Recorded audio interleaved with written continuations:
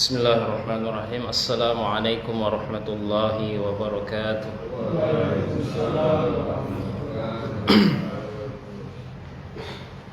Alhamdulillahi ala ihsani, syukru lahu ala taufiqi wa amtinani. Wa ashhadu an la ilaha illallah wahdahu la syarika lah ta'ziman li sya'nih. Wa ashhadu anna Muhammadan abduhu wa rasuluhu adda ila ridwanih. Allahumma salli wa sallim alaihi wa ala alihi wa ashabihi wa ikhwani. Qala Allah subhanahu wa ta'ala fi kitabihil karim wa huwa asdaqul qailin. A'udzu billahi minasy syaithanir rajim. Ya ayyuhalladzina amanu taqullaha haqqa tuqatih wa la tamutunna illa wa antum muslimun. Wa qala ta'ala ya ayyuhalladzina amanu taqullaha wa qulu qawlan sadida yuslih lakum a'malakum wa yaghfir lakum dzunubakum wa man yuti'illaha wa rasulahu faqad faza fawzan 'azima. Amma ba'd. Bapak-bapak, para jemaah Musalla Al-Muttaqin yang sama-sama berbahagia dan insyaallah dirahmati dan dimuliakan oleh Allah Subhanahu wa taala. Pada subuh hari ini kembali tentunya kita bersyukur lagi kepada Allah Subhanahu wa taala, karena Allah Subhanahu wa taala masih terus melimpahkan nikmat dan karunia-Nya kepada kita semua sehingga bisa berkumpul di tempat ini dalam rangka melaksanakan salah satu kewajiban kita sebagai hambanya yang beriman, yaitu melaksanakan salat subuh secara berjamaah. Semoga Allah Subhanahu wa taala menerima amal ibadah kita dan mencatatkan kita sebagai hamba-hambanya yang selalu istiqomah di dalam beribadah kepada Allah Subhanahu wa taala. Bapak-bapak dan para jemaah sekalian, pada subuh hari ini kita melanjutkan kajian kitab Syarah Riyadhus Shalihin. Dan pada kesempatan kali ini kita akan membacakan atau membahas tentang hadis yang ke-58 ya. Hadis ke-58. Jadi hadis ini menceritakan tentang kisah seorang nabi yang ada di zaman Nabi Musa alaihissalam ya. Dan ada mukjizat dari nabi ini yang disebutkan oleh Rasulullah di dalam hadis ini. Baik, saya akan bacakan hadisnya. An Abi Hurairah radhiyallahu anhu qala Rasulullah sallallahu alaihi wasallam gaza nabiyyun minal anbiya salawatullahi wa salamuhu alaihim faqala liqaumihi la yatba'anni rajulun malaka bud'a imra'atin wa huwa yuridu an yabniya biha wa lamma yabni biha wala ahadun bana buyutan lam yarfa' suqufaha wala ahadun ishtara ghanaman aw khalifatin wa huwa yantadhiru awladaha fagaza fadana minal qaryati salatal asri aw qariban min dhalik faqala lisyamsi innaki ma'muratun wa ana ma'murun Allahumma ihbisha alaina fahubisat hatta fataha Allahu alaihi fajama'al ghanaim faja'at ya'ni an-nar lita'kulaha falam tat'amha faqala inna fikum gululan falyubayyi'ni min kulli qabilah rajul falaziqat yadu rajulin biyadihi faqala fikumul gululu falyubayyi'ni qabilatu falaziqat yadu rajulaini aw thalathatin biyadihi faqala fikumul gulu faja'u bi ra'sin mithli ra'si baqarah min adh-dhahab fawada'aha faja'atin naru faakalatha falam tahilla al-ghanaimu li ahadin qablana thumma ahallallahu lana al-ghanaim lamma ra'a dha'fana wa 'ajzana fa'ahallaha lana muttafaqun alaih ya. Baik, saya akan terjemahkan dari hadis ini dari sahabat Nabi yang bernama Abu Hurairah radhiyallahu anhu. Beliau berkata bahwasanya Rasulullah sallallahu alaihi wasallam bersabda, dahulu kala ada seorang nabi berperang bersama kaumnya, ya. Salawatullahi wassalamu alaihim. Maka sang nabi itu pun berkata kepada kaumnya, janganlah yang ikut bersamaku, artinya maksudnya bersama dengan nabi tersebut, orang yang baru saja menikah, ya. Jadi nabi ini melarang orang yang ikut berjihad bersamanya apabila orang tersebut baru saja menikah, ya. Artinya baru saja melangsungkan akad nikah, pernikahan, dan dia belum sempat bersama dengan pasangan barunya, ya, pengantin baru, ya. Intinya nabi ini melarang orang yang baru pengantin baru untuk ikut bersamanya berjihad, ya. Kemudian sang nabi itu pun melarang orang yang sedang membangun rumahnya, ya, artinya baru memperbaiki rumahnya, ada keperluan untuk memperbaiki rumahnya. Kemudian juga nabi itu melarang orang yang membeli kambing, ya, ghanaman, atau onta yang lagi hamil, ya, sementara dia menunggu kehamilan hewan ternaknya tersebut, ya. Kemudian setelah itu sang nabi tersebut akhirnya berjihad, ya, bersama pasukan yang telah dipilihnya, jadi dari kaumnya. Kemudian mendatangi sebuah kampung dan menjumpai waktu sholat asar, ya. Fadana minal qaryati sholat al-asr. Jadi dia singgah di sebuah perkampungan, ya. Kemudian mendapati waktu sholat asar, atau sedikit berkenaan dengan waktu asar, ya. Kemudian faqala lisyamsi, kemudian nabi tersebut berkata kepada matahari, ya, innaki ma'muratun wa ana ma'mur.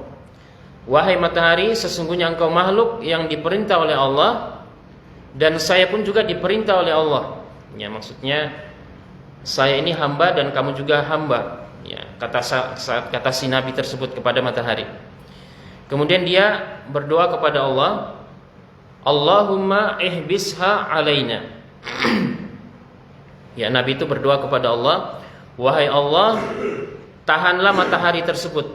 Ya, maksudnya sang nabi itu ingin melaksanakan jihad, dan dia meminta kepada Allah supaya matahari itu ditahan, jangan bergerak, ya. Kemudian fahubisat hatta fatahallahu alaihi. Dan ini mujizatnya nabi tersebut, ya. Akhirnya Allah menahan matahari itu tidak bergerak, ya. Kemudian Allah memenangkan sang nabi tersebut, ya, di dalam peperangan atau jihad tersebut. Fajama'a al-ghanaim fajat yakni an-nar lita'kulaha.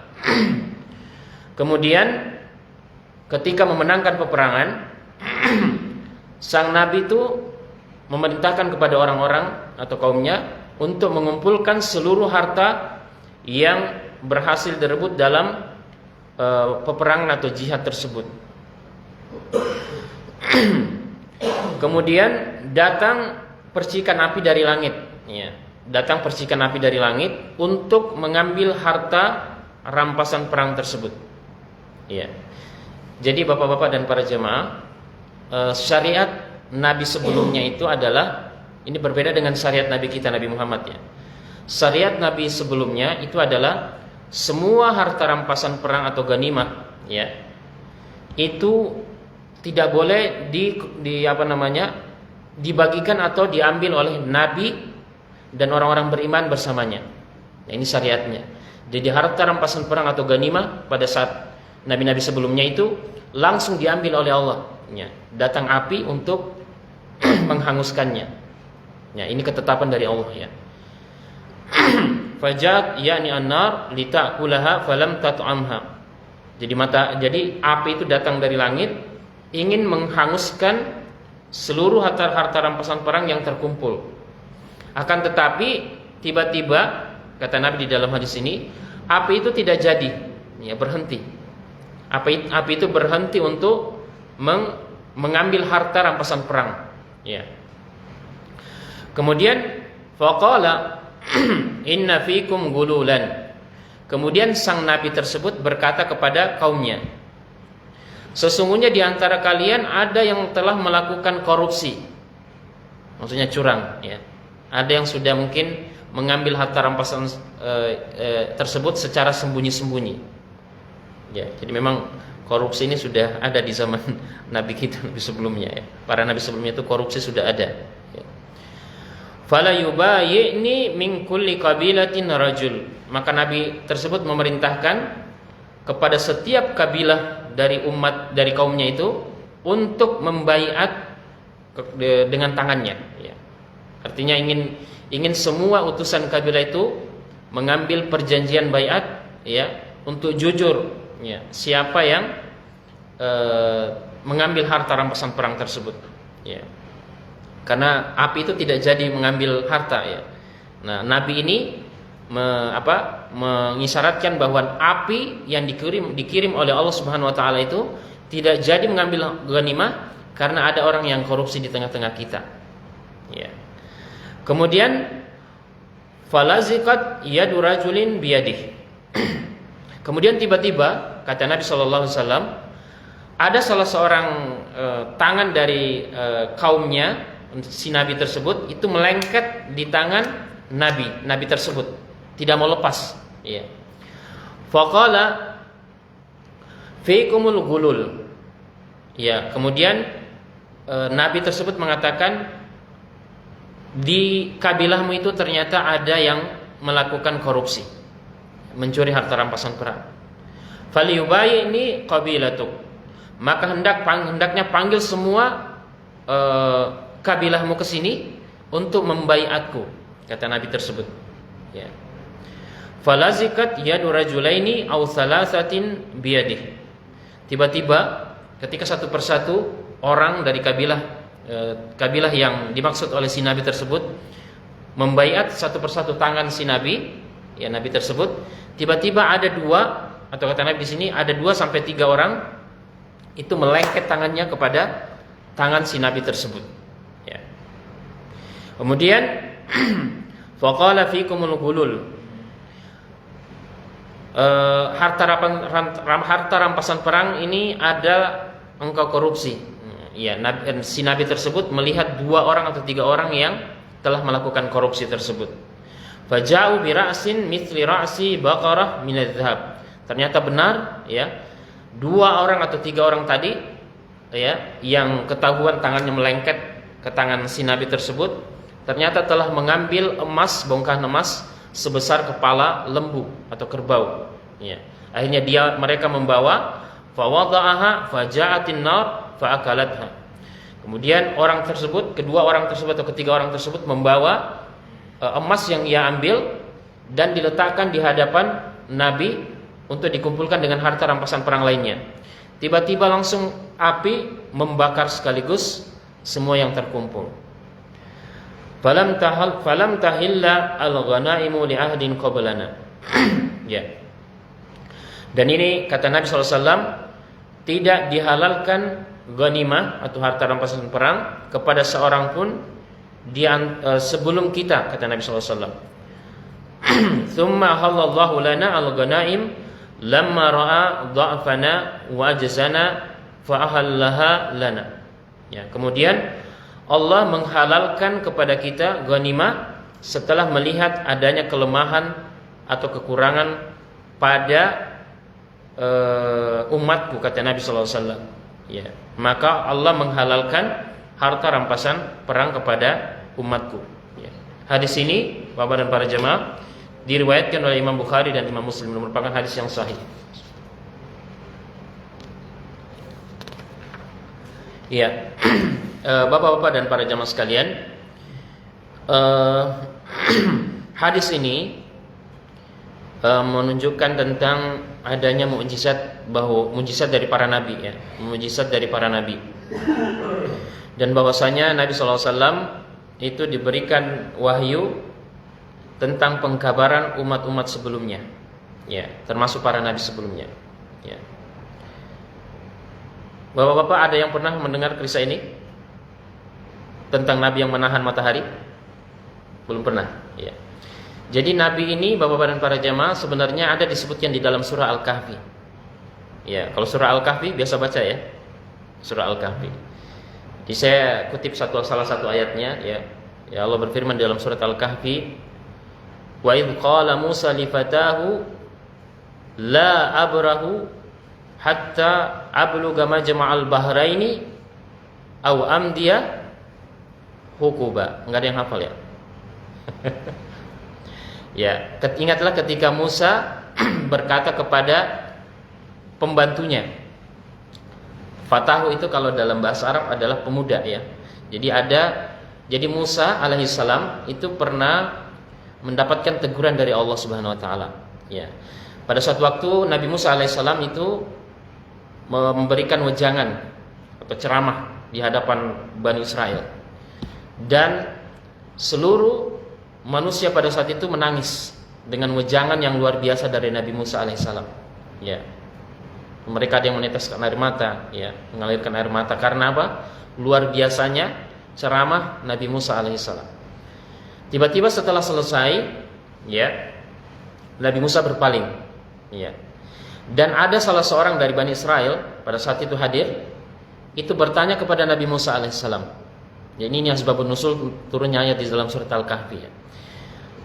Kemudian orang itu bertanya kepada Nabi Musa alaihissalam, "Wahai Nabi Allah, wahai Musa alaihissalam, apakah ada orang yang lebih alim atau lebih berilmu daripada engkau?"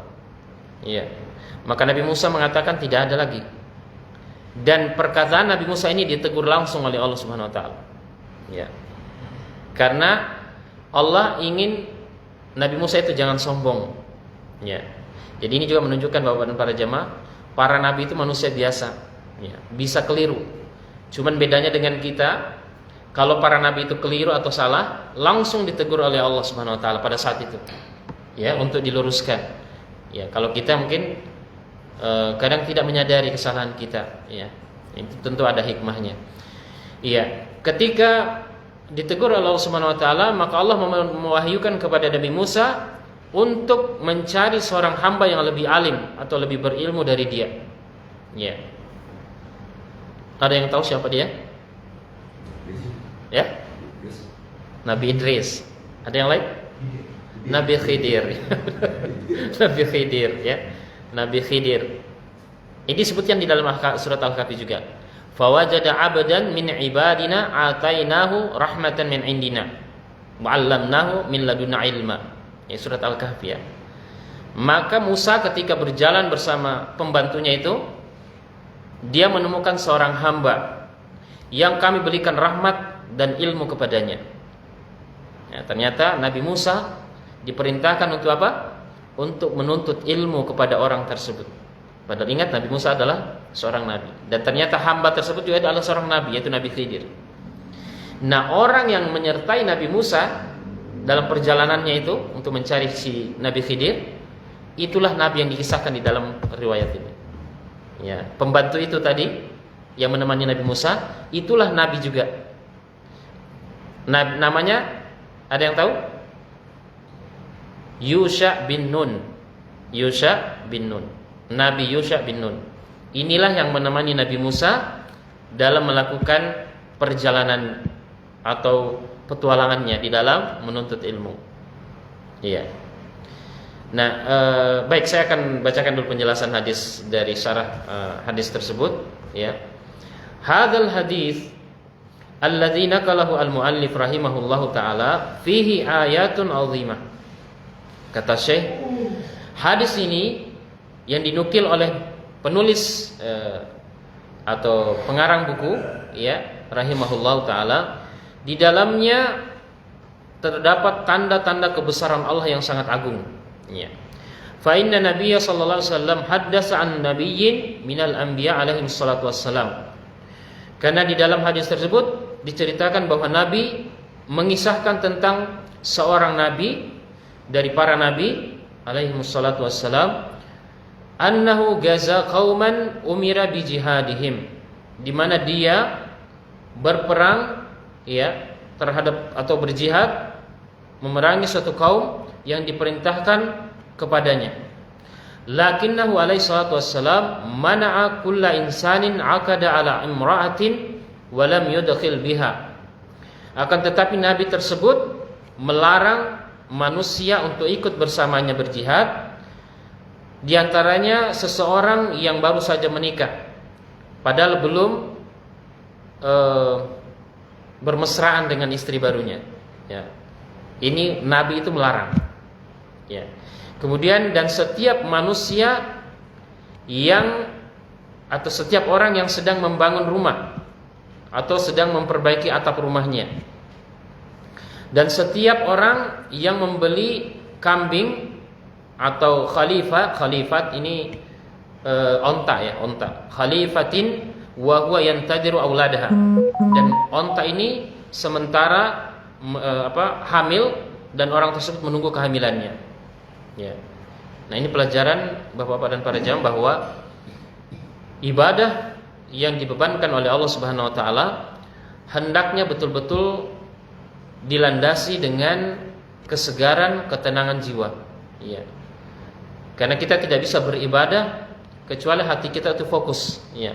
Kalau masih ada pikiran-pikiran yang lain, maka dipastikan ibadah kita tidak akan fokus, tidak akan khusyuk. Salah satunya termasuk ibadah jihad, karena jihad ini adalah ibadah. Kalau seseorang itu, ya, kalau memang ditakdirkan misalnya kepala negara, misalnya presiden, ya, pimpin negara kita, karena memang keputusan tentang adanya perang damai, ya, itu sudah diatur di dalam undang-undang kita, bahwa yang menetapkan adanya perang damai itu adalah kepala negara, Bapak Presiden, ya, dalam hal ini, ya.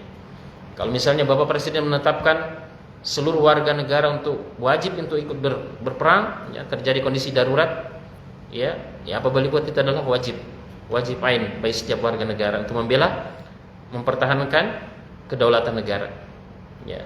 Tapi di sini juga ada pelajaran bahwa pemimpin harus memperhatikan maslahat rakyatnya, ya, harus memperhatikan keadaan atau kondisi rakyatnya, ya, bukan dalam level kepala negara saja, ya, Bapak dan para jamaah. Termasuk misalnya dalam jamaah, nah, ibadah sholat, ya. Ibadah sholat seorang pemimpin harus memperhatikan keadaan makmumnya, ya. Dan juga pelajaran di sini bahwa seorang pemimpin harus betul-betul memperhatikan siapa yang dipilih untuk menemaninya. Ya. Karena di sini Nabi Yusha bin Nun itu menginginkan orang-orang yang ikut bersamanya betul-betul fokus, ya, di dalam melaksanakan program atau kegiatan yang akan dilaksanakan, ya. Nah, sama kalau misalnya kita ambil contoh sederhana dalam masalah imam, ya, imam sholat, ya. Nabi bersabda, liyalini minkum ulul ahlami wan nuha, ya. Hendaknya orang yang berada di belakang saya itu adalah orang yang bagus akalnya, ya. Artinya dia memahami tentang syariat, ya. Kemudian juga dia juga punya hafalan tentunya, ya. Karena memang orang yang di belakang imam itu hendaknya memang siap menggantikan imam, Bapak dan para jemaah, bukan hanya sekedar di belakang imam, ya. Karena itu Nabi memerintahkan orang yang berada di belakangnya itu betul-betul dia memahami tata cara kaidah sholat. Karena bisa jadi, dan ini pernah banyak sering terjadi, ya. Imam lagi sholat, memimpin sholat, pingsan. Nah, ini kan bingung jamaah di belakang. Kalau misalnya imamnya ditakdirkan misalnya, bahkan ada yang meninggal, ya. Ini pernah terjadi, ya. Dia imam belum selesai sholat, imamnya langsung rubuh, jatuh, ya. Apa yang dia lakukan makmum pada saat itu? Ya, tentu harus yang di belakang memaju ke depan, ya, maju ke depan. Dia yang harus menggantikan posisi imam, ya. Memang kalau dibutuhkan jamaah yang di sampingnya menggotong, ya. Kalau memang keadaannya memang gawat, terdarurat, ya. Nah, ini kondisi yang perlu diperhatikan. Jadi memang pemimpin itu harus melihat keadaan dan harus memperhatikan orang-orang yang dipilihnya. Nah, ini pelajaran dari kisah Nabi Yusha bin Nun. Kemudian kata Syekh lagi, Wa dzalika li'anna haula yakununa mashghulina bima ahammahum. Iya. Ini dijelaskan lagi oleh Syekh bahwa karena orang-orang tersebut yang memiliki kesibukan ya, seperti tadi pengantin baru, kemudian orang yang membangun rumah, memberi hewan ternak, kambing, onta yang hamil, maka dia akan disibukkan dengan pikiran yang tidak fokus kepada apa yang dihadapi. Ya.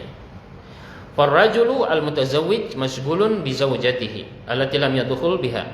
Ya, tentunya orang yang baru menikah, ya pengantin baru, dia akan teringat-ingat terus kepada istrinya. Ya. Sama dengan misalnya kalau penugasan bapak-bapak kita ya di militer misalnya ya, TNI. Nah, tentu para pimpinan harus mempertimbangkan hal ini. Kalau masih pengantin baru ya jangan ditugaskan terlalu lama dulu. Ya, kalau bisa diberikan kesempatan untuk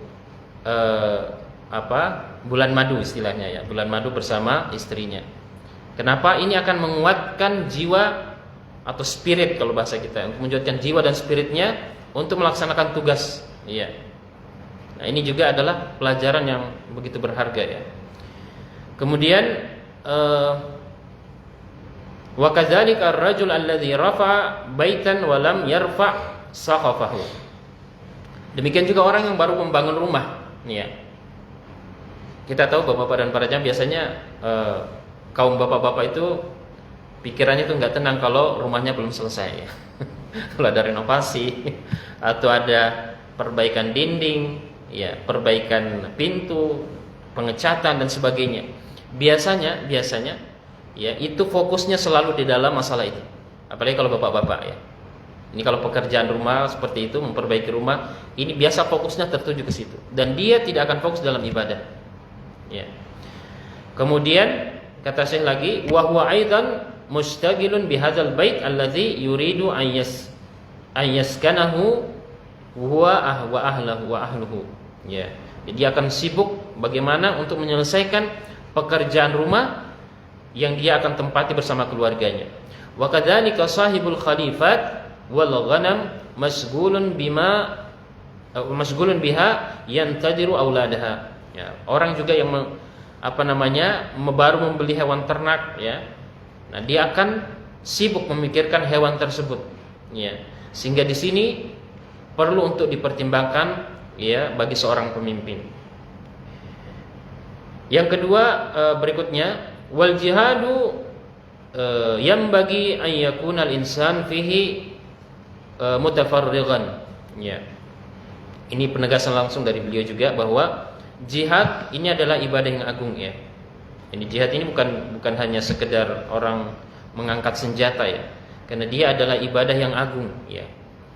Karena puncak daripada ketaatan seorang hamba itu adalah ketika dia memang dalam konteks jihad itu adalah memang membela kehormatannya, terutama kehormatan agamanya, ya.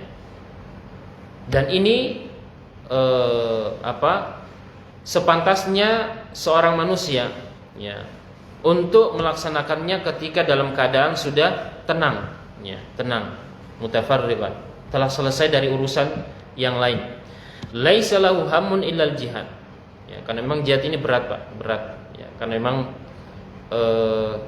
keutamaannya juga sangat tinggi, ya. Ya, keutamaan sangat tinggi.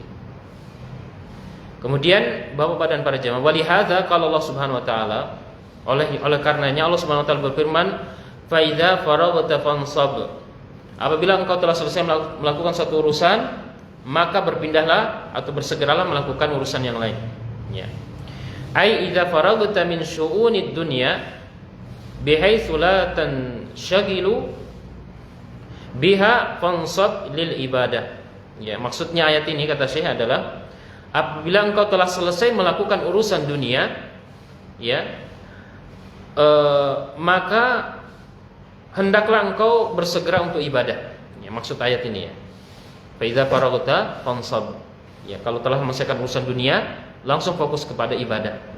Ya, ini juga dan para jamaah bahwa terkadang ada ujian ya, terutama mungkin bapak-bapak dan para jamaah yang berprofesi sebagai karyawan atau pegawai ya. Kadang dalam urusan kantor biasanya cukup menyibukkan ya. Kadang sudah masuk waktu sholat masih terus melakukan kerjaan ya. Sibuk. Apalagi kesibukannya juga mengasihkan. Karena ingat Pak, kesibukan juga terkadang asik bagi beberapa orang ya. Sibuk mengerjakan pekerjaan kantor, akhirnya lupa dengan waktu sholat ya. Nah ini ayat ini menjelaskan faiza faraghta fansab, apabila engkau ya menyelesaikan suatu pekerjaan maka hendaknya beribadah ya. Dan ini para sahabat Nabi SAW, Bapak dan para jamaah, dikisahkan bahwa di antara mereka itu ada melakukan pekerjaan berat, tatkala mendengarkan muazin langsung meninggalkan pekerjaan.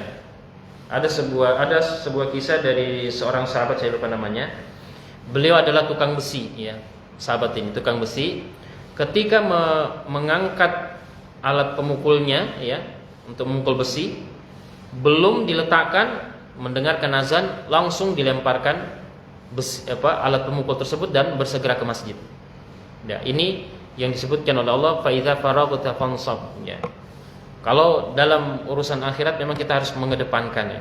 Urusan akhirat kita harus kedepankan, karena memang tujuan kita di dalam hidup ini adalah beribadah. Dan ibadah yang paling utama adalah menunaikan ibadah-ibadah fardu atau wajib. Ya.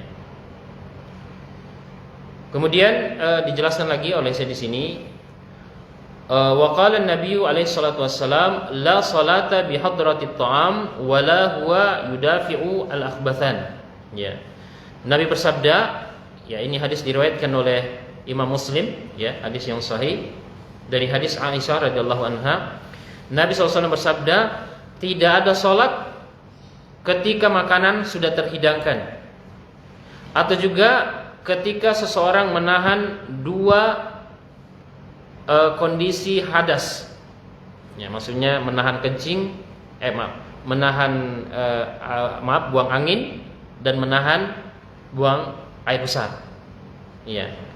Kalau orang dalam kondisi ini maka tidak boleh melakukan sholat. Ya. Kalau kita lagi lapar nih, terus azan, di meja terhidang makanan, maka tidak dianjurkan untuk sholat. Silakan makan dulu. Ini keringanan yang diberikan oleh syariat. Ya. Jangan kita merasa bahwa enggak apa-apa, saya lapar, saya ingin mengejar yang terbaik. Enggak selamanya menurut kita terbaik itu yang terbaik. Ya. Ternyata yang terbaik adalah, kata Nabi SAW, selesaikan dulu hajat, ya, makan kalau memang lapar ya. Karena kalau kita sholat, ya, perut dalam keadaan lapar, sementara kita teringat selalu makanan di meja makan, nah itu enggak, dipastikan tidak khusyuk. Pasti tidak khusyuk, ya. Dia akan teringat karena perutnya lapar. Atau juga mungkin menahan buang angin atau buang air besar. Ini tidak dianjurkan untuk melaksanakan sholat, ya. Sekalipun jamaah sudah sholat, ya kita lagi menahan buang air, silakan buang air dulu. Mau terlambat silakan, nggak apa-apa. Ini yang lebih diutamakan. Ya, semana dengan riwayat atau hadis yang disebutkan di dalam kisah Nabi Yusha bin Nun. Ya, Yusha bin Nun. Kemudian kata saya lagi, fadalla ala annahu yanbaghi lil insan idza arada ta'atan an yufarriqa qalbahu wa badanahu laha.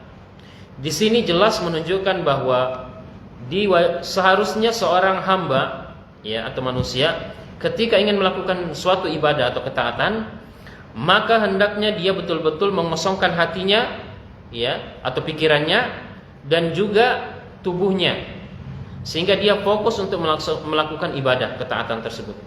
Hatta ya'tiyaha wa huwa mustaqun ilaiha. Sehingga dia benar-benar ketika melaksanakan ibadah, dia melakukannya dengan penuh kecintaan terhadap ibadah, fokus dengan ibadah. Ya. Karena yang menghalangi, mohon maaf Bapak dan para jemaah, yang menghalangi kita untuk rajin dalam ibadah atau yang menghalangi kita untuk mencintai ibadah itu adalah kenapa? Kita terlalu banyak pikiran yang lain. Ya. Terlalu banyak fokus dengan hal-hal yang lain. Sehingga apa? Ibadah tersebut menjadi berat. Ya. Ya. Kalau kita lihat banyak orang berat beribadah, banyak orang malas sholat. Kenapa? Salah satu sebab utamanya adalah pikirannya masih terpikir dengan hal-hal yang lain di luar ibadah. Ya. Bagaimana pekerjaan saya nanti nih? Oh iya. Oh bagaimana nanti kondisi rumah nih? Oh bagaimana anak-anak saya nanti nih? Oh bagaimana? Akhirnya muncul pikiran tersebut. Akhirnya apa? Ibadah sholat itu menjadi berat. Ya. Seolah-olah ibadah itu sebenarnya memberatkan karena ada hal-hal yang harus saya pikirkan. Ya. Kemudian kata saya lagi, hatta yu'addiha ala mahlin wa tuma'ninatin wa insyirahi sadrin. Ya. Hendaknya juga bahwa orang yang melaksanakan ibadah dia menunaikannya dalam keadaan tenang. Ya. Tenang, tidak terganggu dan lapang dada. Nah, dengan hadirnya perasaan ini akan menyebabkan dia khusyuk di dalam ibadah. Ya. Tsumma innahu gaza, ya, kemudian saya melanjutkan lagi. Tsumma innahu gaza fa nazala bil qaum ba'da salatil asr. Wa qad aqbala al-lail wa khafa in adlama al-lail alla yakuna hunaka intisar.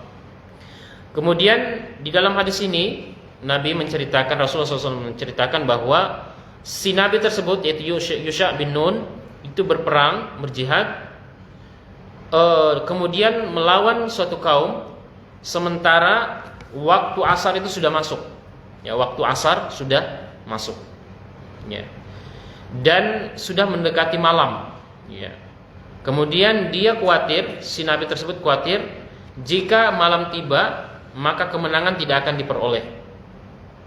Faja'ala yukhatibus syamsa yaqulu anti ma'muratun wa ana ma'murun. Kemudian si Nabi tersebut yaitu Yusha bin Nun berkata kepada matahari. Dia mengatakan, engkau matahari adalah makhluk yang diperintah oleh Allah. Dan saya juga adalah makhluk yang diperintah. Ya, saya manusia. Lakinna amras syamsi amrun kauni. Akan tetapi matahari adalah makhluk yang berjalan atau beredar sesuai dengan aturan kauni. Ya, aturan kauni itu artinya aturan yang memang berjalan sudah semestinya yang dikehendaki oleh Allah. Ya. Kauni itu misalnya air akan mencari tempat yang rendah, api itu akan bersifat panas, es itu bersifat dingin. Ini adalah kauni. Ya. Wa amma amruhu fa amrun syar'i. Adapun urusan Yusha bin Nun sebagai seorang nabi adalah perkara syar'i. Ya, ingat Bapak-bapak dan para jamaah, jadi ada kondisi di dunia ini tidak lepas dari dua keadaan. Apakah dia kauni atau dia syar'i. Ya. Dan keadaan kauni bisa berubah menjadi keadaan syar'i berdasarkan kehendak Allah Subhanahu wa taala. Sebagai contoh misalnya, Nabi Ibrahim alaihissalam ketika diperintahkan oleh Raja Namrud, ya, dan seluruh pembesarnya agar Nabi Ibrahim itu dibakar. Ya. Pada saat itu kan Nabi Ibrahim diuji, ya. Kemudian Nabi Ibrahim mengatakan bahwa apa ini patung-patung yang kalian sembah selain Allah. Kemudian Raja Namrud marah. Nabi Ibrahim diperintahkan untuk dilemparkan ke dalam api. Menurut perkiraan Raja Namrud, ini adalah perkara kauni, pasti Nabi Ibrahim akan terbakar. Tapi Allah berkehendak lain. Nah, ini perkara yang kauni diubah Allah menjadi perkara syar'i. Nabi Ibrahim ketika dilemparkan ke dalam api, ya, sebagaimana disebutkan di dalam ayat, Allah memerintahkan kepada api, kuni bardan wa salaman ala Ibrahim. Wahai api, dingin dan jadilah keselamatan bagi Nabi Ibrahim. Api yang seharusnya secara kauni adalah panas dirubah oleh Allah menjadi dingin. Dan disebutkan dalam riwayat, Nabi Ibrahim ketika keluar dari kobaran api justru malah menggigil. Ya, ini perkara syar'i. Iya. Insyaallah. Luar biasa khusyuk. Ini apa-apa. Enggak apa, ya, kita lanjutkan ya. Baik. Kemudian fahuwa ma'murun bil jihad wasyamsu ma'murun an tasira haitsu amarahallahu azza wajalla. Ya.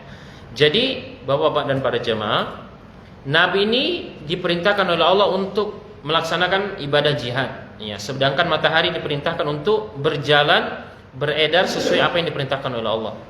Qala Allah Subhanahu wa taala, Allah berfirman di dalam Al-Qur'an di dalam surat Yasin ayat 38. Wasyamsu tajri limustaqarril laha.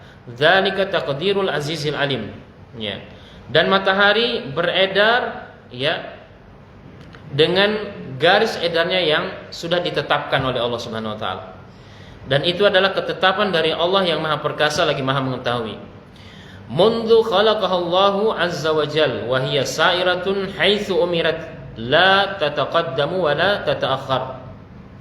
Dan sejak Allah menciptakan matahari, ya, dia tetap beredar, ya, di mana Allah memerintahkannya, ya. Artinya dia terbit di sebelah timur, kemudian terbenam sebelah barat. Ini Allah atur mulai sejak Allah ciptakan matahari sampai Allah kehendaki, ya. Dia tidak akan maju atau tidak akan terlambat, ya. Wala tanzilu wala tarfa'u, ya. Dia tidak akan turun atau mungkin tidak akan naik dari kondisi yang sudah ditetapkan oleh Allah Subhanahu wa taala, ya. Kemudian faqala an-nabiyyu dzalika an-nabiyyu, yaitu Nabi Yusha bin Nun berdoa kepada Allah, ya. Allahumma ahbisha alaina. Ya Allah, tahan matahari tersebut buat kami, ya. Ini juga mukjizat dari Yusha bin Nun, Nabi Yusha bin Nun. Fahabasallahu syamsa wa lam tagib fi waqtiha, ya. Kemudian Allah menahan matahari tersebut, tidak bergerak sama sekali, ya. Kemudian dia juga tidak tenggelam, ya, pada waktunya, ya. Harusnya misalnya terbenam katakanlah jam 6 sore, ya, terbenam, dia tidak terbenam, ya. Allah menahan matahari tersebut dalam kondisi tetap waktu asar, ya. Hatta gaza hadzal nabiyyu wa ghanima ghanaim katsira. Sampai akhirnya Nabi Yusha bin Nun ini memenangkan jihad atau peperangan tersebut dan berhasil mendapatkan banyak harta rampasan perang. Walamma ghanimal ghanaim wa kanatil ghanaimu fil as-sabiqah la tahilu lil ghuza bal hillu al ghanaim min khasa'is hadhihi al ummah walillahil hamd. Kemudian ketika harta rampasan perang itu terkumpul, ya, di depan Nabi Yusha bin Nun, ya, tetapi harta rampasan perang itu tidak dihalalkan bagi nabi sebelumnya, ya. Tetapi dia halal bagi umatnya Nabi Muhammad SAW dan umatnya. Ini merupakan kekhususan beliau, ya. Ammal umam as-sabiqah fakanu yajma'una al-ghanaim fatanzilu 'alaiha nar minas samai fatuhrikuha. Adapun umat-umat sebelumnya, kata saya di sini, maka mereka disyariatkan untuk mengumpulkan harta rampasan perang, kemudian diletakkan di tanah, nanti Allah akan mengambilnya. Ini Allah mengabarkan perkara yang gaib, ya, perkara-perkara atau kabar sebelumnya, dan kita wajib mengimaninya, ya. Dan ini langsung dari lisan Nabi Muhammad SAW. Fajumi'atil al-ghanaim falam tanzilin nar wa lam ta'kulha. Faqala hadzal nabi fikum al-ghulul. Kemudian ketika harta rampasan perang itu terkumpul, ya, maka api dari langit tidak menyentuhnya sama sekali, ya. Dan Nabi Yusha bin Nun mengatakan di antara kalian ada yang melakukan korupsi, ya, sehingga harta rampasan perang itu tidak diambil oleh Allah Subhanahu wa taala, ya. Tsumma amara min kulli qabilah an yataqaddama wahidun yubayi'uhu ala annahu la yughulula. Kemudian Nabi Yusha bin Nun memerintahkan setiap kabilah untuk maju ke depan utusannya, membaiat untuk mencari siapa yang melakukan korupsi. Walamma bai'uhu ala annahu la ghulula laziqat yadu ahadi minhum biyadin Nabi alaihi salatu wassalam. Ketika satu persatu utusan itu maju, tiba-tiba ada satu kabilah dari utusannya melengket langsung ke tangan Nabi Yusha bin Nun alaihi salatu wassalam, dan dia ketahuan bahwa di kabilahnya dia ada orang yang korupsi, ya. Ibaratnya mungkin KPK-nya Nabi Yusha bin Nun lebih canggih, ya. Tidak perlu mendatangkan KPK seperti kita, dia langsung ketahuan siapa yang korupsi. Ya, karena Allah memberikan mukjizat kepada Nabi Yusha bin Nun. Ini menunjukkan Bapak dan para jemaah, Nabi diberikan kemampuan memang tidak sama dengan Nabi orang-orang biasa. Ya, memang diberikan kelebihan, mukjizat. Ya, mukjizat atau ayatun Nabi.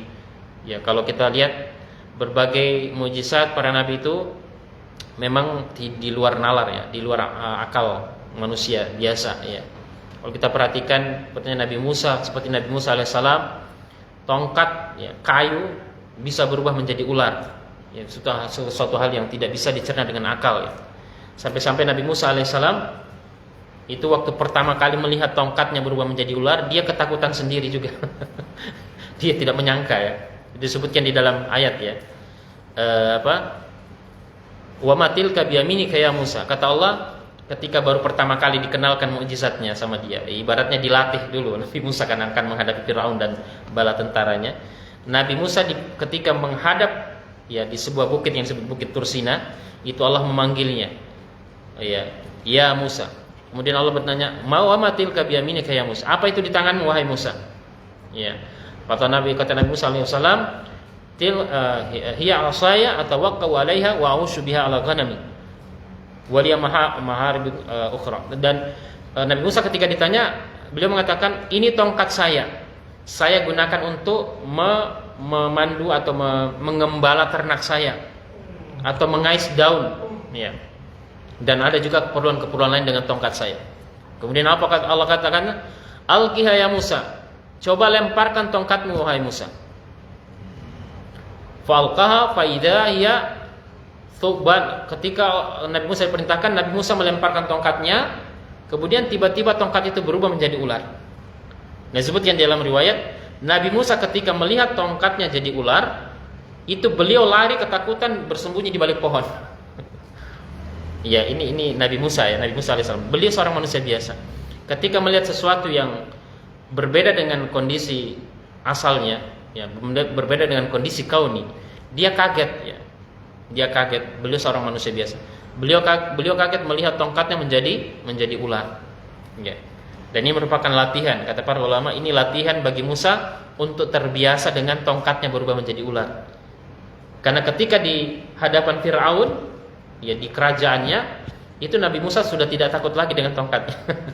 Beliau melemparkan langsung jadi ular, beliau sudah tidak kaget lagi, sudah biasa. Ya, ini adalah keistimewaan yang Allah berikan kepada siapa yang dikehendaki dari para nabi. Ya.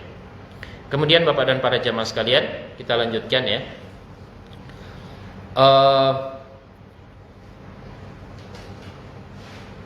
Thumma amara min kulli qabilah an yataqaddama wahidun yubai'uhu ala annahu la ghulul.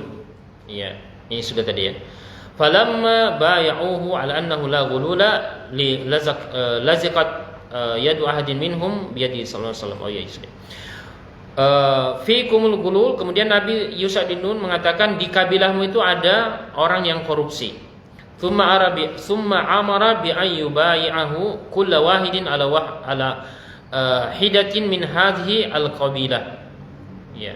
Kemudian Nabi Yusha bin Nun memerintahkan kepada utusan kabilah yang Nabi Yusha tahu bahwa di situ ada orang yang korupsi untuk memanggil semua orang ke depan.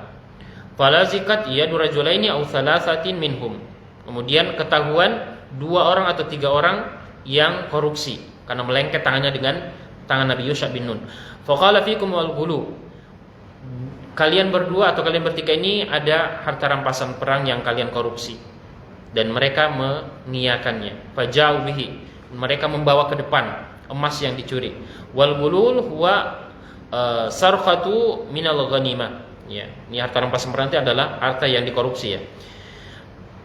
Bi an tukhfiya syai'an minha. Ya, yang disembunyikan ya. Fa idzahum qad akhfau mithla ra'si tsaw min adz-dzahab. Ternyata harta yang dikorupsi harta yang dikorupsi ini cukup banyak ya. Emas yang ukurannya seperti kepala kerbau atau kepala sapi ya. Kepala lembu ya. Ini cukup besar ya kalau emas ya. Sekarang emas ini nilainya cukup melambung tinggi. nilai tukarnya cukup tinggi sekarang ya. Walaupun dalam keadaan yang sulit, ternyata emas bertahan ya. Walamma ji'a bihi wa wudi'a ma'a al-ghanaim akalatha an-nar. Subhanallah. Ya. Kata Syekh di sini, ketika didatangkan emas tersebut yang dikorupsi oleh orang dari kabilah yang tadi Nabi Yusha bin Nun sudah mengetahuinya, diletakkan di hadapan Nabi Yusha bin Nun, tiba-tiba api dari langit, subhanallah kata Syekh, langsung melahap semua harta rampasan perang tersebut. Ya.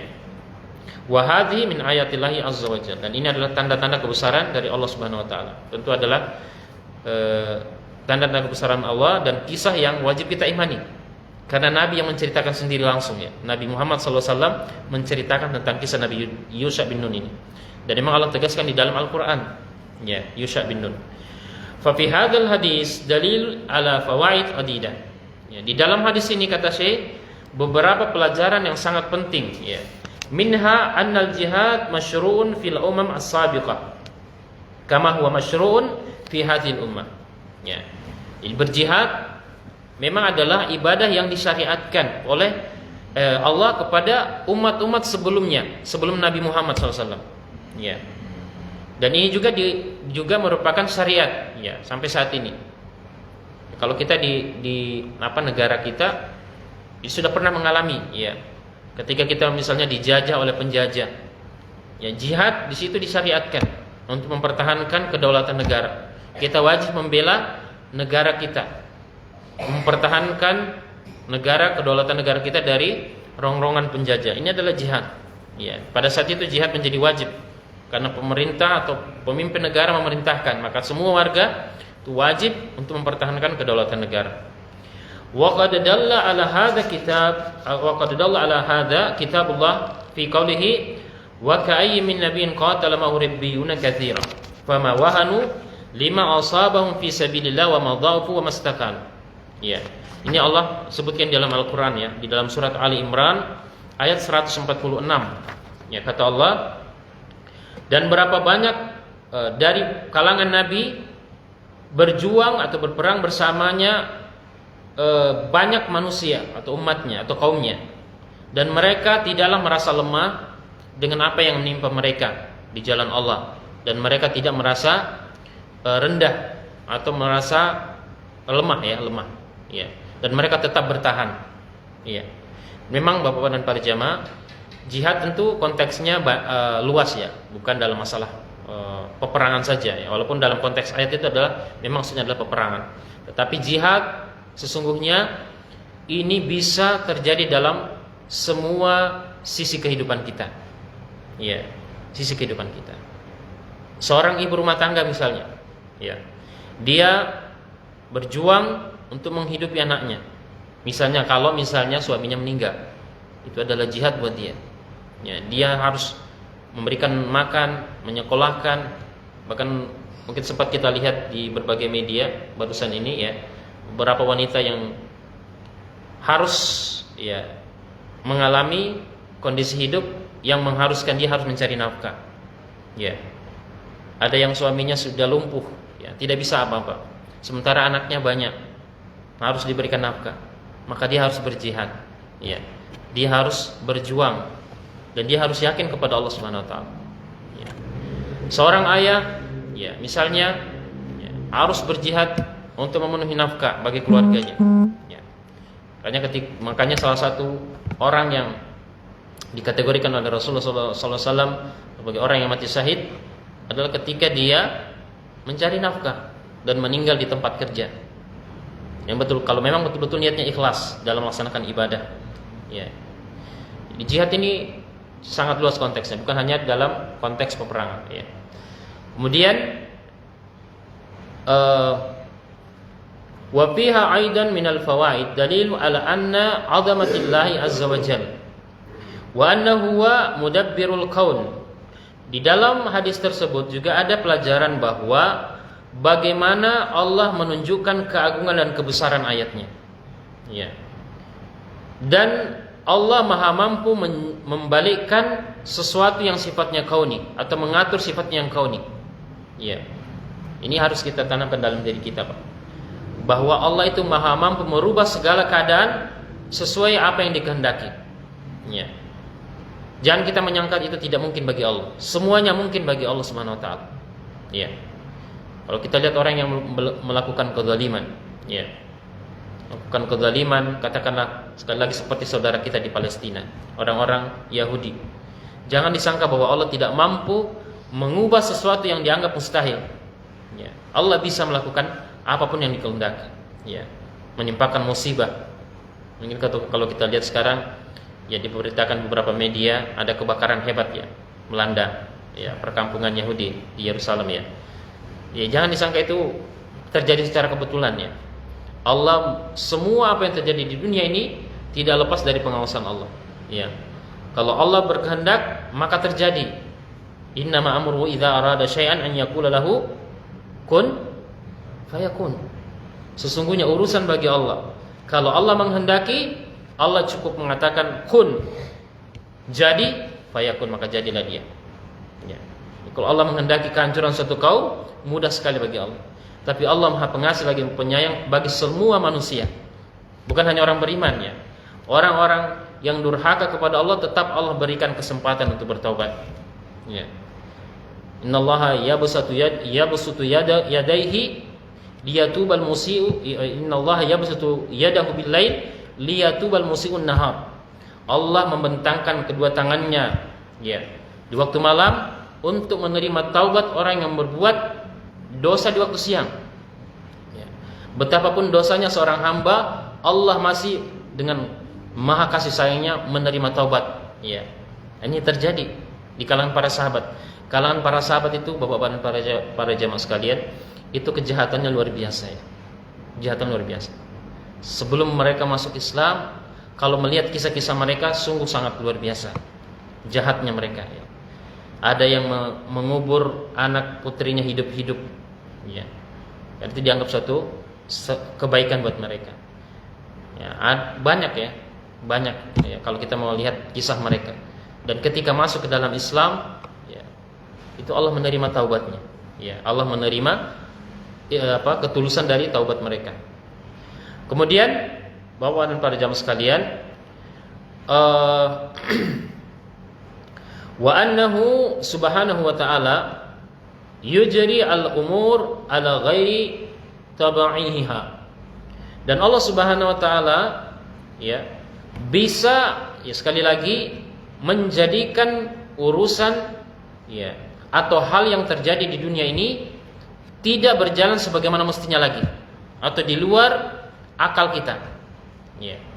Imma lita'yidir rasul wa imma lidaf'i syarrun anhu. Boleh jadi ini Allah ingin melindungi orang-orang yang merupakan kesayangannya seperti para rasul atau orang-orang saleh. Iya. Atau untuk menghilangkan keburukan bagi orang yang menimpanya, bagi orang yang dikehendaki oleh Allah Subhanahu wa taala.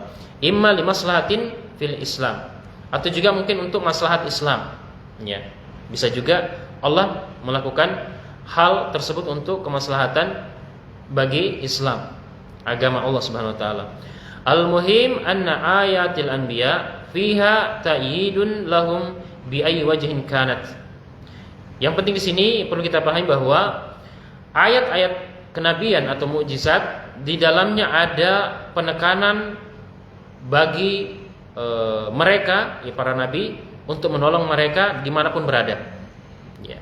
Wa dzalika li anna asy-syamsa hasaba tabi'atiha allati khalaqaha Allahu 'alaiha tajri da'iman wala takifu.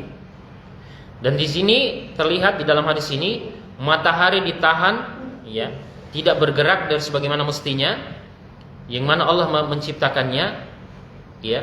Dia harusnya bergerak ya, tanpa henti, tiba-tiba berhenti ya. Tidak maju, tidak mundur. La yataqaddam wa la yata'akhkhar, wa la tata'akhkhar illa bi amrillah, kecuali dengan izin Allah. Ya. Nanti mungkin ya, bukan mungkin ya. Sesuatu yang pasti adalah terjadi di hari kiamat, matahari yang terbit dari sebelah timur langsung Allah rubah terbit dari sebelah barat. Itu terjadi nanti di hari kiamat ya. Kata Nabi sallallahu alaihi wasallam, Inna Allah yaqbalu taubatal abdi malam yughargir.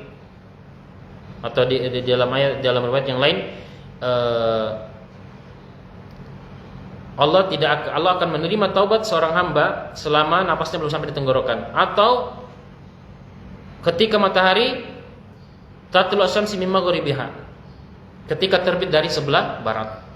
Pada saat itu taubat seorang hamba tidak diterima. Di sini Allah Subhanahu wa taala menjadikan ayat kauni berubah menjadi ayat syar'i. Ya, Allah rubah. Wa fi hadza raddun ala ahli tabi'ah alladzina yaqulun innal aflaq la tataghayyar. Ini juga merupakan kata Syekh bantahan bagi ahli kalam, ya, yang selalu melandaskan bahwa alam ini bergerak dan tidak akan berubah. Ya. Subhanallahi, ya, subhanallahi kata Syekh, minal ladzina khalaqal aflaq. Ya. Maka maha suci Allah Subhanahu wa taala, padahal Allah Subhanahu wa taala yang menciptakan semua benda-benda langit, ya, termasuk bintang, ya. Falladzi khalaqaha qadirun ala taghyiriha. Dan Allah yang menciptakan maha mampu untuk merubahnya, ya. Allah mampu menjadikan peredaran matahari, peredaran bulan, bintang-bintang itu berubah dari biasanya. Walakinhum yarawna anna hadhil aflaq tajri bihasabi tabi'ati wala ahada yatasarrafu fiha. Ya, tetapi orang-orang yang ahli kalam, ya, selalu menyandarkan bahwa alam ini bergerak sendiri, mengatakan tidak mungkin alam ini akan berubah. Ya. Ya, ini bukan didorong dari rasa keimanan bahwa ada Allah yang menciptakan, ya. Karena orang-orang yang mengklaim tentang adanya mengatakan bahwasanya tidak ada pencipta, tidak ada Tuhan, ya. Alam itu bergerak sendiri. Ya, Allah membantah di dalam Al-Qur'an, mengatakan am khuliqu min ghairi syai'in anhumul khaliqun, ya, kata Allah Subhanahu wa taala dalam surat Tur, ya. Apakah mereka menciptakan diri mereka sendiri atau mereka tercipta dengan sendirinya? Cuma ada dua kemungkinan, kata Allah. Apakah dia menciptakan diri mereka sendiri ataukah tercipta dengan sendirinya? Kalau pertama, apakah mereka menciptakan dirinya sendiri? Ini tidak mungkin. Apakah suatu benda bisa menciptakan dirinya sendiri? Tidak masuk akal. Atau yang kedua, ataukah dia terjadi dengan sendirinya? Ya, apakah alam semesta ini terjadi dengan sendirinya? Tidak mungkin. Imam Abu Hanifah pernah bertemu dengan seorang yang berpaham ateis, menyatakan Tuhan tidak ada. Imam Abu Hanifah ketika bertemu dengan orang ini mengatakan, saya mendengar ada kapal, ya, ada bahtera itu berlayar dari satu dermaga ke dermaga lain, kata Imam Abu Hanifah rahimahullah. Kemudian dia membongkar muatannya di dermaga tersebut. Dan tidak ada yang mengaturnya. Dia bergerak sendiri. Dia kembali lagi. Bagaimana menurutmu? Kata Imam Abu Hanifah kepada orang tersebut. Kata orang ateis itu tidak mungkin. Tidak mungkin. Ya. Karena orang ateis ini memakai akalnya. Tapi Imam Abu Hanifah menghadapinya dengan akal juga, ya. Tidak mungkin kapal itu bergerak sendiri, kata orang ateis, ya. Kata Imam Abu Hanifah, kalau begitu alam tata surya ini bergerak sendiri, iya, dengan teratur, tidak ada yang mengaturnya. Akhirnya orang ateis tersebut tercengang, ya, dengan akal dipatahkan juga dengan pemahaman akal.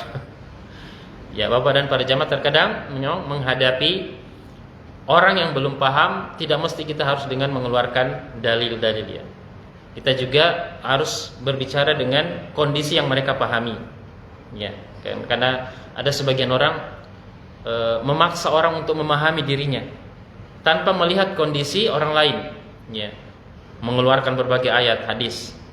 Orang tersebut sebenarnya bukan itu yang dibutuhkan terlebih dahulu. Butuh pemahaman, iya, butuh pemahaman, iya. Makanya di dalam beberapa hadis dikatakan khatibun nas bima yafhamun, atau kama qala sallallahu, ya. Dalam hadis dikatakan, berbicaralah kepada manusia sesuai dengan tingkat pemahaman mereka. Jangan kita memaksakan berbicara di luar kemampuan mereka di dalam memahami sesuatu. Ya. Ini pelajaran yang berikutnya. Baik, kita lanjutkan sedikit Bapak dan para jemaah. Wa fi hadzal hadis minal fawaid bayan nikmatillahi ala hadhil ummah. Ya.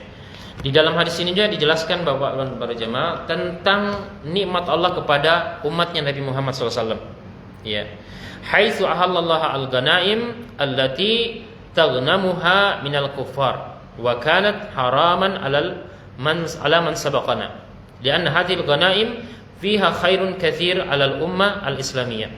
Kata saya di sini mengatakan bahwa di dalam hadis ini dijelaskan tentang bahwa harta ghanimah ya ini dihalalkan bagi umatnya Nabi Muhammad SAW dan tidak dihalalkan bagi umat sebelumnya. Karena memang harus diakui bahwa harta ghanimah ini bermanfaat, yang memiliki manfaat yang banyak bagi umat Islamiyah secara khusus ya. Tusaiduha ala al-jihad wa tu'inuha alaihi. Ini akan bermanfaat bagi umat Islam ya di dalam melaksanakan berbagai hal kebaikan ya. Fahum yaghnamuna minal kufar amwalan yuqatilunahum biha marratan ukhra. Ya, ini juga bisa dimanfaatkan kembali ulang ya. Wa hadza min fadlillahi kama qala Nabi sallallahu alaihi wasallam, dan ini adalah karunia dari Allah Subhanahu wa taala di mana Nabi bersabda, "Utitu khamsan lam yu'tahunna ahadun minal anbiya qabli." Ya, ini hadisnya terpotong di sini ya. Jadi kata Nabi sallallahu alaihi wasallam, aku diberikan 5 kelebihan yang tidak diberikan kepada nabi-nabi sebelumnya. Ya. Di sini Syekh menyebutkan dzakara minha, salah satunya adalah wa uhillat li al-ghanaim lalam tahilla li ahadin qabli. Aku dihalalkan untuk mengambil ghanimah, harta rampasan perang, dan tidak dihalalkan kepada nabi-nabi sebelumnya. Ini kelebihan Nabi Muhammad SAW.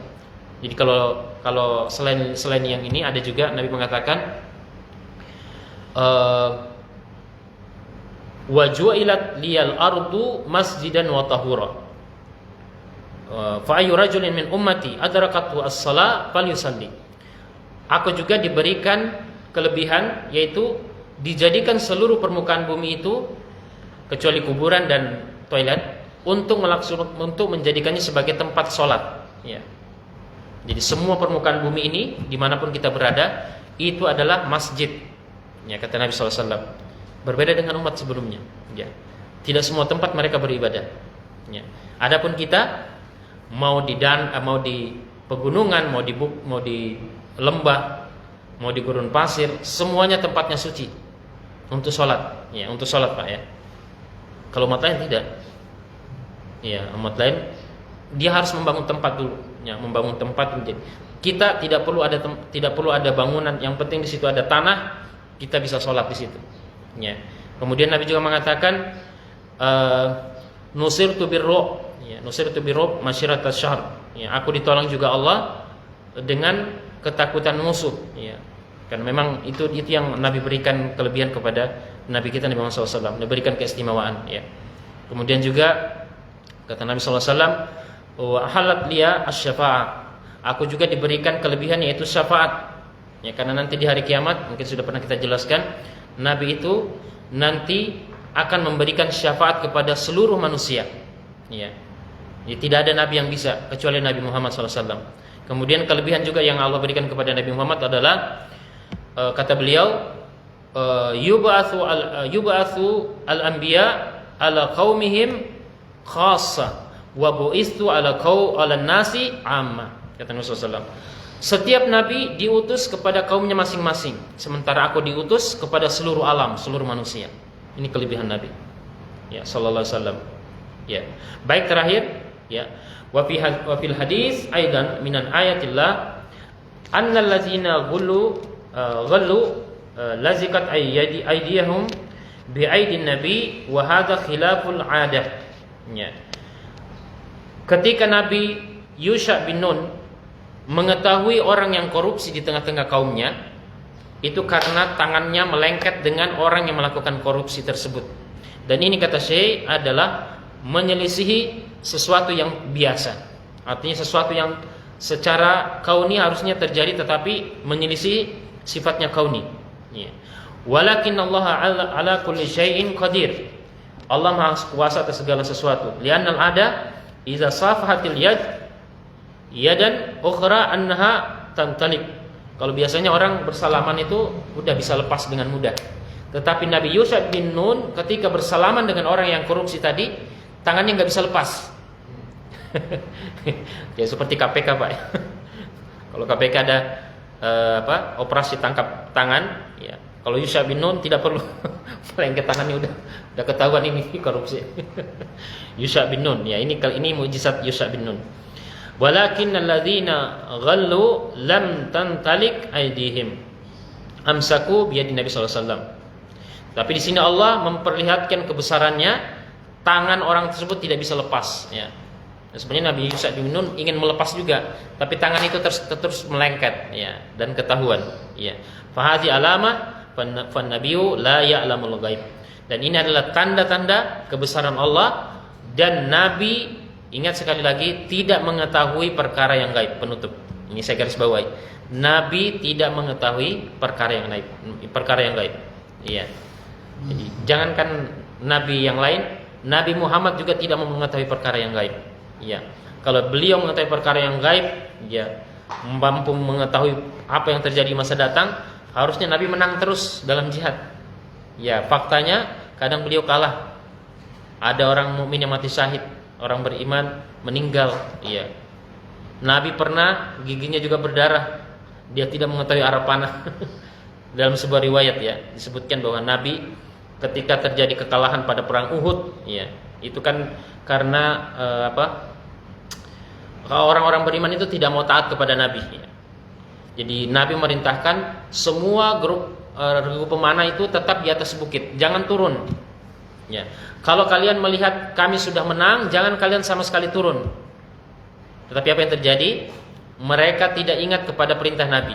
Ketika melihat pasukan musuh sudah kocar-kacir, banyak harta rampasan perang di situ, emas apa dan sebagainya, mereka langsung lupa perintah Nabi. Akhirnya sebagian turun, tidak semua. Ada yang sebagian menegur, jangan. Nabi merintahkan kita tetap di sini, jangan turun. Mereka tetap turun. Akhirnya apa yang terjadi? Khalid bin Walid, ya, pada saat itu merupakan masih musyrik, itu melihat kesempatan itu dan langsung mengubah taktik. Akhirnya apa? Sudah regu pemanah sudah tidak ada di atas, langsung diserang. Ya, langsung kaum muslimin pada saat itu berhasil dikalahkan, dipatahkan oleh Khalid bin Walid. Ya. Dan Rasulullah SAW sendiri dahinya juga berdarah, giginya juga berdarah, gusinya berdarah, terkena lemparan tombak dan panah. Dan itu menunjukkan bahwa para jemaah, ketaatan kepada pemimpin itu lebih utama. Ya, ini pelajaran juga yang terakhir, ya, bahwa ketaatan kita kepada pemimpin itu adalah sesuatu yang disyariatkan. Ya, kemenangan, kemaslahatan, kebaikan, ya, suatu negeri, suatu negara, ya, itu terwujud ketika seluruh warga, seluruh masyarakat itu taat kepada pemimpin. Tentu dalam perkara yang ma'ruf, ya, perkara yang ma'ruf. Kita taati pemimpin kita, ya, dan kita hormati. Ini Allah sebutkan dalam Al-Qur'an, ya. Apa ayatnya dalam surat As-Sajdah? Wa ja'ala minhum a'immatan yahduna bi amrina lamma sabaru wa kanu bi ayatina yuqinun. Ya. Dan kami jadikan mereka pemimpin yang akan mengarahkan mereka kepada kebaikan kapan? Ketika mereka sabar. Sabar di dalam taat kepada pemimpin. Ya. Sabar di dalam menunaikan hak sebagai warga negara atau masyarakat. Baik Bapak dan para jemaah, waktunya sudah 6:30, ya, mohon maaf agak panjang, saking panjangnya semuanya pada khusyuk. Semuanya pada khusyuk, ya. Mudah-mudahan ada pelajaran yang bisa kita ambil dari kisah ini. Sekali lagi, ini adalah kisah yang dikisahkan oleh Rasulullah SAW tentang seorang nabi yang bernama Yusha bin Nun yang disebutkan dalam surat Al-Kahfi. Mudah-mudahan apa yang kita sampaikan di sini bisa bermanfaat buat kita semua, bisa kita amalkan dan menjadi penguat keimanan kita bahwa Allah Subhanahu wa taala bisa menurunkan ayat-ayat atau tanda-tanda kebesarannya kepada kita semua, ya. Dan kita harus yakin, ya, sebagai orang yang beriman, ya. Allah Subhanahu wa taala bisa mengubah sesuatu yang tidak masuk akal, ya, karena Allah Subhanahu wa taala Maha kuasa atas segala sesuatu. Baik, lebih kurangnya saya mohon dimaafkan. Hadanallahu wa iyyakum ajmain. Wa sallallahu ala nabiyyina Muhammadin wa ala alihi wa ashabihi ajmain. Wa akhiru da'wana alhamdulillahi rabbil alamin. Saya persilakan, mungkin ada bapak-bapak para jamaah bertanya. Itu cukup. Cukup ya? Baik, kalau tidak ada pertanyaan, kita cukupkan. Kita berdoa kepada Allah Subhanahu wa taala, semoga Allah Subhanahu wa taala menguatkan istiqamah kita dalam ibadah dan memberikan karunia dan rahmatnya kepada kita semua tentunya untuk tetap menguatkan ibadah, ya, memperbaiki diri kita dari hari ke hari, ya. Jangan sampai lewat satu hari tidak ada kebaikan yang bisa kita tambahkan dalam keseharian kita. Entah itu kita memperbaiki perilaku kita, ya, ucapan kita, lisan kita, tulisan kita, atau meningkatkan kualitas ibadah kita, memperbaiki bacaan Al-Quran kita, ya, sehingga dengan demikian kita menjadi hamba yang beruntung di hadapan Allah Subhanahu wa taala. Allahumma inna nas'alukal huda wat tuqa wal afafa wal ghina. Allahumma inna nas'alukal huda wat tuqa wal afafa wal ghina. Allahumma inna nas'alukal huda wat tuqa wal afafa wal ghina. Allahumma ati nufusana taqwaha wa zakkiha anta khairu man zakkaha. Anta waliyuha wa maulaha. Allahumma ya muqallibal qulub tsabbit qulubana ala dinik wa ya musarrifal qulub sarrif qulubana ala taatik. Allahumma inna nas'aluka ilman nafi'a wa rizqan thayyiba wa amalan mutaqabbala wa na'udzubika min ilmin la yanfa'u min qalbin la yakhsha wa min nafsin la tashba wa min da'watin la yustajabu laha. Allahumma ya hayyu ya qayyum bi rahmatika nastaghits aslih lana sya'nana kullahu wa la takilna ila anfusina tarfatain. Allahumma rabbana la tuzigh qulubana ba'da idh hadaitana wa hab lana min ladunka rahmah innaka antal wahhab. Allahumma rabbana hab lana min azwajina wa dhurriyyatina qurrata a'yun waj'alna lil muttaqina imama. Allahumma rabbana atina fid dunya hasanah wa fil akhirati hasanah wa qina azabannar. Wa sallallahu ala nabiyyina Muhammadin wa ala alihi wa ashabihi ajmain. Subhana rabbika rabbil izzati amma yasifun wa salamun alal mursalin walhamdulillahi rabbil alamin. Subhanakallahumma bihamdika asyhadu an la ilaha illa anta astaghfiruka wa atubu ilaik. Wassalamu alaikum warahmatullahi wabarakatuh.